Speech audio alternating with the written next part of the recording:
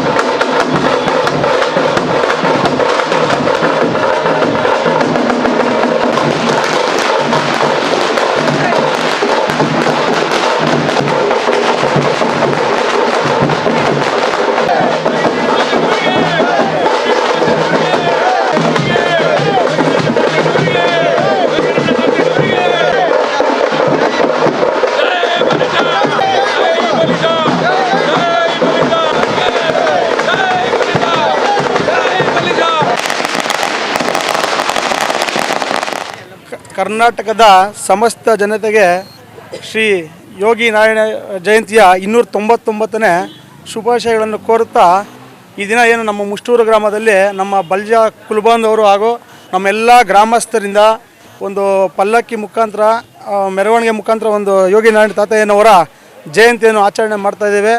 ಎಲ್ರಿಗೂ ಒಳ್ಳೆಯದಾಗಲಿ ಅಂತೇಳಿ, ತಾತಯ್ಯನವರ ಆಶೀರ್ವಾದ ಎಲ್ಲರೂ ಸದಾ ಎಲ್ಲರ ಮೇಲೆ ಇರಲಿ ಅಂತೇಳಿ ಈ ಮುಖಾಂತರ ಶುಭಾಶಯಗಳು ಕೋರ್ತಾ, ಮತ್ತು ಯುವ ಪೀಳಿಗೆ ಎಲ್ಲನೂ ಒಂದಾಗಿ ಮುಂದೆ ನಮ್ಮ ಜನಾಂಗದ ಮುಖಾಂತರ ಒಳ್ಳೊಳ್ಳೆ ಕಾರ್ಯಗಳು ಮಾಡ್ತಾ ಯುವಕರು, ನಮ್ಮ ಜನಾಂಗದ ಯುವಕರು ಮುಂದೆ ಬರಬೇಕಂತೇಳಿ ಈ ಮುಖಾಂತರ ನಾನು ಎಲ್ರಿಗೂ ಮನವಿ ಮಾಡ್ಕೊಳ್ತಾ ಇದ್ದೀನಿ.